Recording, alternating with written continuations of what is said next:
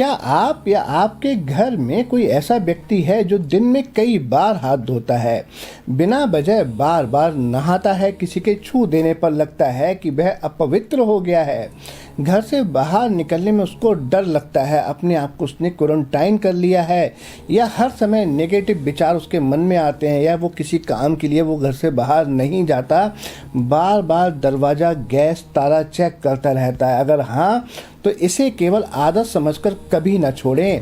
वैदिक ज्योतिष के अनुसार कुछ ग्रहों की विशेष स्थिति मन में अत्यधिक भय, संदेह और जुनूनी व्यवहार उत्पन्न कर सकती है।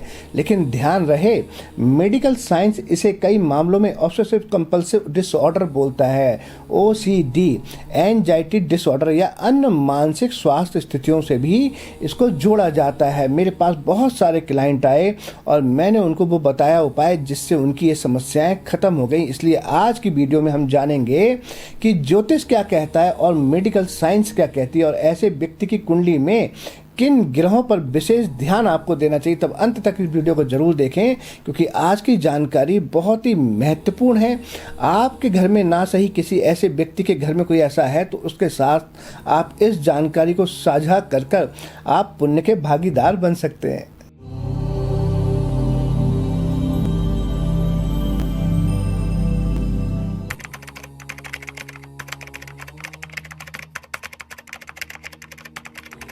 ओम नमः शिवाय। नमस्कार दोस्तों, मैं हूं एस्ट्रो भाग्यराज गुप्त और आप देख रहे हैं ट्रूथ ऑफ एस्ट्रोलॉजी। आज हम बहुत ही महत्वपूर्ण बात करने जा रहे हैं कि बहुत सारे ऐसे लोग होते हैं कि जिनके मन में कोई डर बैठा होता है, या वो बहुत ज़्यादा अपने आप को प्रोसेसिव, बहुत ज़्यादा अपने आप को क्वारंटाइन कर रखते हैं, वो किसी से मिलना नहीं चाहते, कहीं काम पर नहीं जाना चाहते।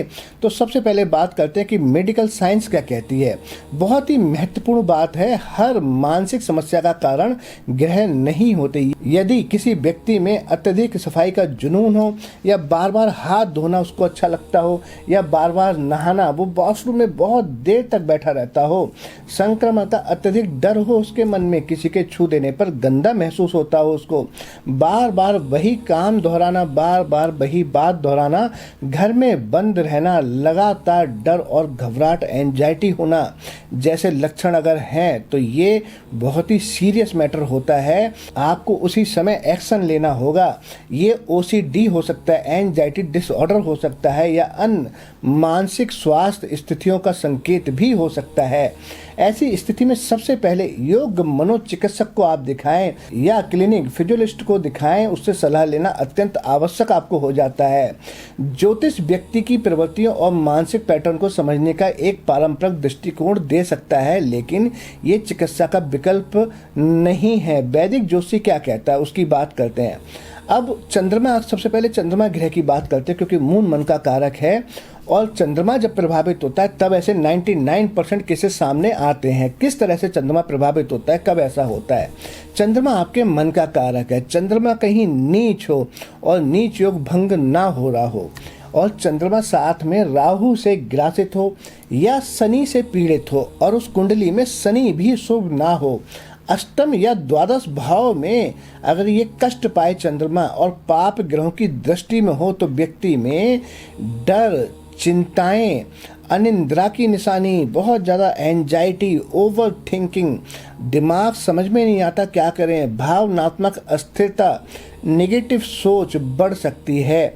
बहुत सारे मामलों में बता दूं आपको कि जो लोग सुसाइड करते हैं उनमें भी यही स्थितियां देखी जाती हैं, क्योंकि चंद्रमा, कहते हैं ना, सबसे पहले सुसाइड का थॉट कहाँ पर आता है? मन में आता है। पहले मन में थॉट आता है तभी इंसान जाकर सुसाइड करता है।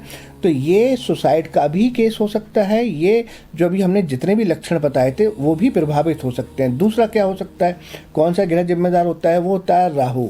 राहु भ्रम, वहम और आपके ऑब्सेशन का ग्रह माना जाता है, सबकॉन्शियस माइंड का। जब राहु चंद्रमा के साथ हो, ग्रहण योग बना दे, मन के भावों को प्रभावित कर दे, या केतु कहीं इनको चंद्रमा को खराब करें, पंचम, अष्टम या द्वादश भाव को प्रभावित कर रहे हो, तो व्यक्ति काल्पनिक डर मन में लेकर रहता है। उसको ये तो पता है कि मुझे डर है, लेकिन किस बात का डर है ये नहीं पता। अननोन फियर, संक्रमण का अत्यधिक भय रहता है, लोगों से दूर दूर रहता है ऐसा इंसान, किसी को हाथ नहीं लगाने देता, बार बार सफाई करना चाहता है वो।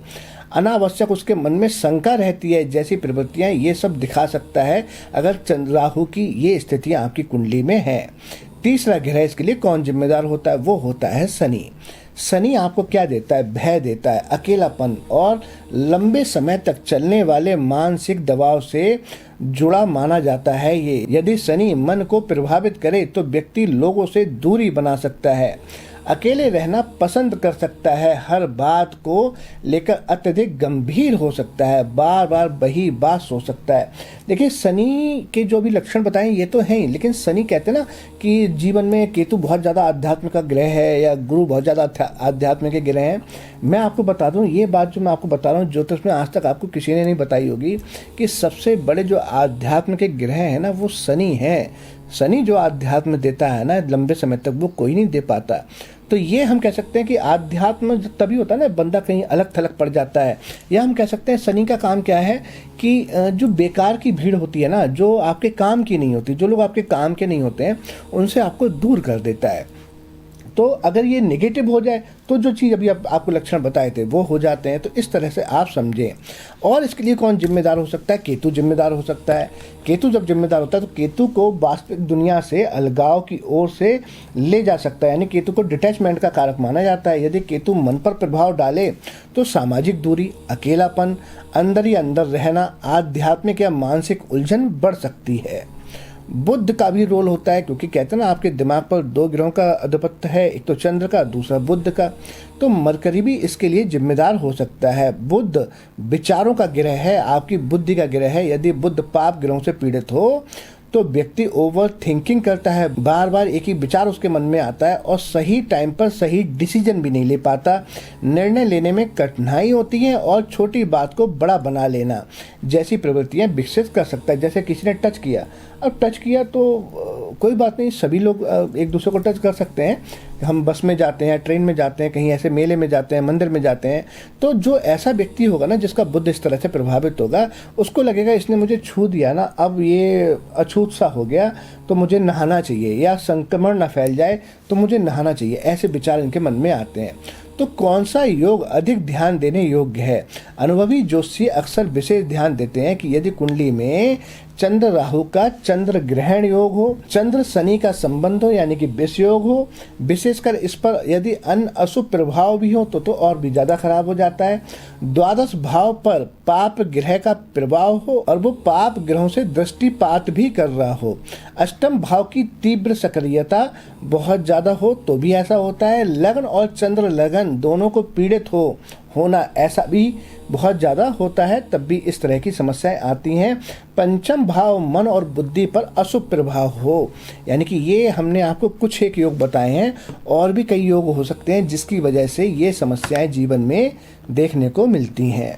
क्योंकि द्वादश भाव आपकी सबकॉन्शियस माइंड का है, आपकी रात्रि की नींद का है। अगर ये भी प्रभावित हो जाए तब भी आपको समस्या होती है। चंद्र आपके मन का कारक है, बुध आपकी बुद्धि का कारक है, और ये अगर अशुभ हो जाए तब ऐसी हालत हो जाती है।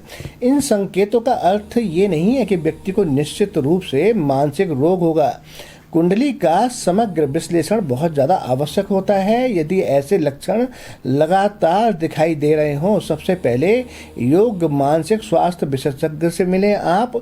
यदि डॉक्टर दवा या थेरेपी की सलाह दे तो उसे गंभीरता से अपनाएं। ज्योतिषीय एवं आध्यात्मिक सहयोग चिकित्सा के साथ साथ करें। यदि आपकी व्यक्तिगत कुंडली इसके अनुकूल हो तो अनुभवी ज्योतिष की सलाह अवश्य लें।